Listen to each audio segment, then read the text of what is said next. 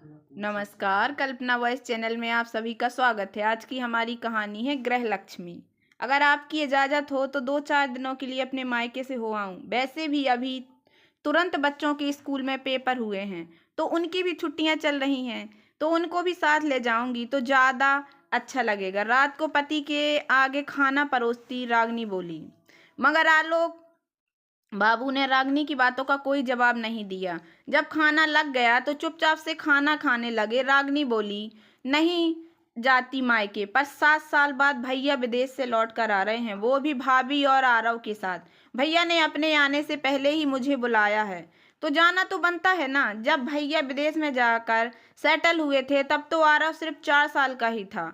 अब तो वह कितना बड़ा हो गया होगा। बच्चे भी आपस में मिलकर बड़े खुश होंगे। रागिनी बोलती ही जा रही थी, पर आलोक अब भी खामोश ही थे। इस पर रागिनी खींचते हुए बोली, आपकी इस खामोशी का मैं क्या मतलब समझूं? हाँ या ना? मैं हमेशा तो आपसे मायके जाने के लिए नहीं कहती हूँ ना। अरे मैं तो 6 महीने साल भर में भी एक दिन के लिए नहीं जा सकती मायके। हमेशा इस घर गृहस्थी के झमेलों में पड़ी रहती हूँ।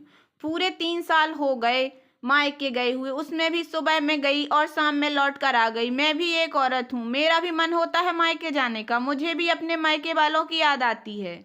इस घर की जिम्मेदारियों को संभालते हुए भी मायके नहीं जा पाती हूँ। इस पर आलोक बाबू शांत स्वर में बोले, ठीक है चली जाना। ये सुनते ही रागिनी खुश हो गई। ठीक है, मैं कल शाम को बच्चों को लेकर चली जाऊंगी। आप कहें तो एक बात बोलूं? अब क्या बोलना है बोलो, आलोक ने कहा। आपको ठीक लगे तो मैं फोन करके आरती दीदी को 4-5 दिनों के लिए यहाँ रहने के लिए बुला लूं। वो यहाँ रहेंगी तो आपको खाने पीने की दिक्कत नहीं होगी। आरती आलोक की बड़ी बहन थी।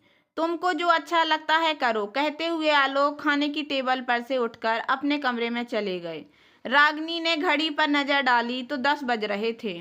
उसने सोचा अभी तो काफी रात हो गई है, कल सुबह दीदी को फोन करूंगी। फिर रात को सारा काम निपटा कर रागिनी जल्दी ही सो गई। अगले दिन सुबह सुबह उठकर रागिनी ने आरती को फोन किया और उन्हें आने को बोली। आरती भी राजी हो गई। आरती के दोनों बड़े बच्चे थे, हॉस्टल में रहते थे। पति भी नौकरी के चलते घर से दूर रहते थे, इसलिए आरती अपने घर पर अकेली रहती थी। आरती बोली, मैं 2 घंटे में आ जाऊंगी। फिर रागिनी किचन में कामों में व्यस्त हो गई। आलोक भी लंच लेकर नाश्ता करके ऑफिस के लिए निकल गए। बच्चे भी नाश्ता करके अपने कमरे में खेल रहे थे। रागिनी ने सोचा कम से कम आज आरती दीदी को परेशानी ना हो, इसलिए मैं रात का खाना बना कर जाऊंगी। रागिनी के दोनों बच्चे भी खेल रहे थे। तब रागिनी ने उन्हें बोली, कम से कम तुम लोग अपने जरूरत के कपड़े सामान और अपने बैग में रख लो। ठीक है माँ, हम लोग अपनी पैकिंग खुद कर लेते हैं। आरती दिन में 1 बजे आई। फिर खाना खाकर आरती अपने कमरे में आराम करने चली गई। रागिनी उससे, दीदी आप टेंशन मत कीजिए, आज रात का खाना मैं बना कर जाऊंगी, आप दोनों भाई बहन गर्म करके खा लीजिएगा। फिर शाम को रागिनी अपने बच्चों के साथ मायके चली गई। रात को जब आलोक आए तो पूरे घर में सन्नाटा पसरा हुआ था। जिस घर में हमेशा चहल पहल रहती थी, वहीं घर में एकदम शांति छाई हुई थी।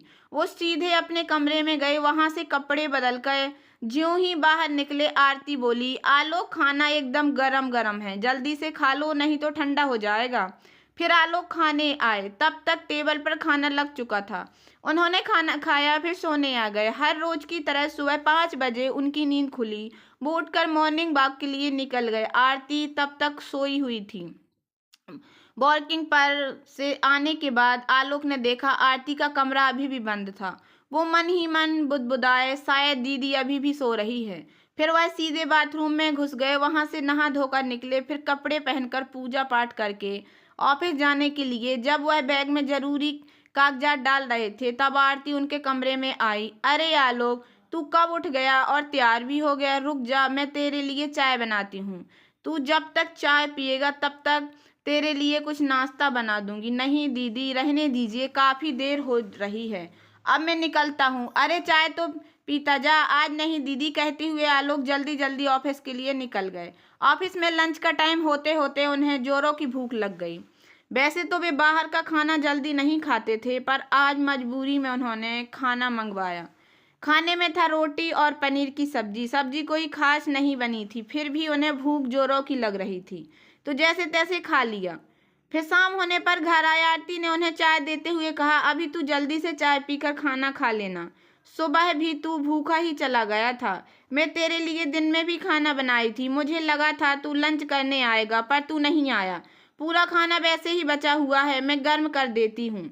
आरती किचन में चली गई। खाना लगाकर आरती ने आलोक को आवाज़ दी। वह आकर खाना खत्म करके सोने चले गए। फिर सुबह सुबह भी देर होने की वजह से लंच तो ले गया, पर नाश्ता नहीं कर पाए। 2-3 दिनों तक ऐसे ही चला। आज जब खाने बैठे, मुंह में जैसे ही खाने का पहला निवाला डाला, तब लौकी की सब्जी चखकर उन्हें अपनी पत्नी की याद आ गई। ये कैसी लौकी की सब्जी बनाई है दीदी ने? इसी लौकी की सब्जी रागनी बनाती है तो कितनी स्वादिष्ट लगती है खाने में। फिर रात को जब ऑफिस से घर आए तो उनका कमरा पूरी तरह से अस्त व्यस्त था।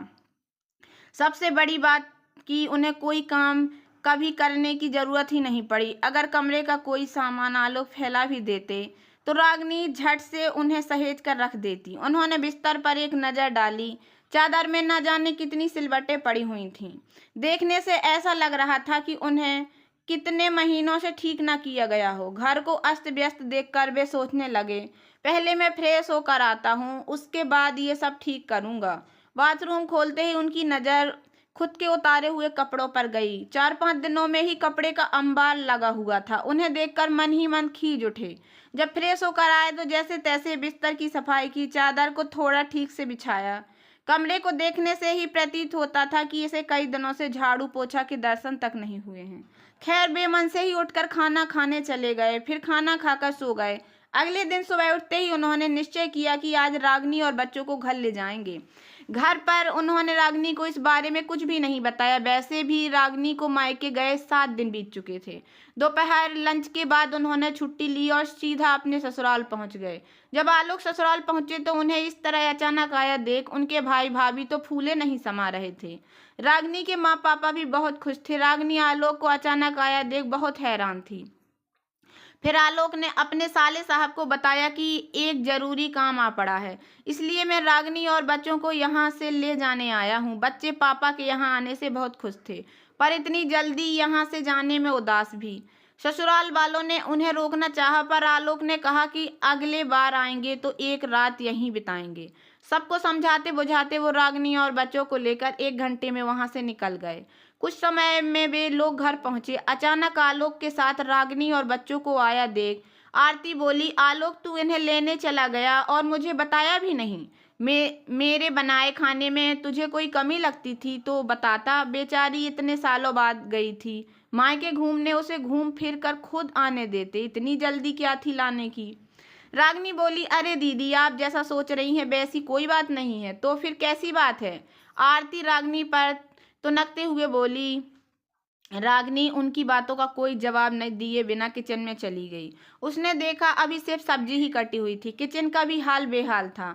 आरती किचन में आई। उसे देख रागनी बोली, दीदी अब आपको काम करने की कोई ज़रूरत नहीं है, आप अपने कमरे में जाकर आराम कीजिए। आरती मन ही मन खुश होते हुए अपने कमरे में चली गई। आलोक भी कमरे में चले गए थे।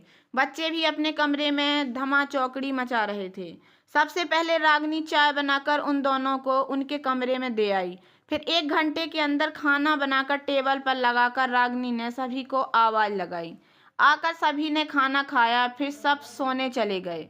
रागनी किचन के सारे काम निपटाने चली गई। फिर कल सुबह आलोक वॉक पर जा रहे थे तो रागनी किचन में व्यस्त थी। वॉकिंग से आते ही रागनी ने उन्हें चाय दे दी।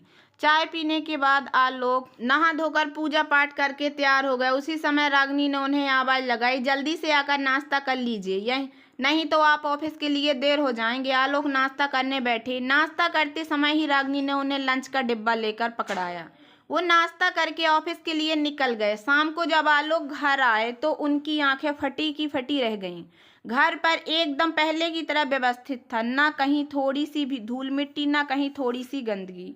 कमरे में उनका बिस्तर एकदम साफ सुथरा, सिलवटें तो गायब ही हो चुकी थीं। अपने बैग को सोफे पर रखकर वह वॉशरूम में फ्रेश होने गए। वॉशरूम में जो कपड़े आलोक ने उतार कर रखे थे वो वहां से गायब थे। वॉशरूम भी चमक रहा था। फिर उन्होंने कपड़े निकलने के लिए अलमारी खोली। उनके खोले सारे कपड़े धुलकर प्रेस किए हुए सलीके से रखे थे। मन ही मन मुस्कुराते हुए उन्होंने कपड़े निकालकर अलमारी बंद कर दी। तभी रागनी उन्हें चाय देकर चली गई। कपड़े चेंज करने के बाद आलोक चाय पीते पीते सोचने लगे इन 7 दिनों पर कि क्या हालत हो गई थी। ऐसा लगता था जैसे यहाँ इंसान नहीं रहते हैं। हर चीज़ चारों तरफ अव्यवस्थित। रागिनी के आने से एक दिन में कितना बदलाव आ गया। अब वही घर है, वही कमरा, पर लगता है जैसे उन सब में रौनक आ गई हो। सच ही तो कहा है किसी ने, मर्द चाहे कितना भी कमा के रुपए पैसे अर्जित कर ले, पर घर को सही तरीके से सुचारू रूप से एक औरत ही चला सकती है। इसलिए तो कहते हैं औरतें लक्ष्मी होती हैं, अपने घर की लक्ष्मी, गृह लक्ष्मी। तो दोस्तों, कैसी लगी आप लोगों को मेरी छोटी सी कहानी? अगर आप लोगों को ये कहानी पसंद आई हो तो प्लीज़ मेरे वीडियो को लाइक कर देना। चैनल पर नए आए हों तो प्लीज़ सब्सक्राइब कर लेना और ज़्यादा से ज़्यादा शेयर करना। धन्यवाद दोस्तों।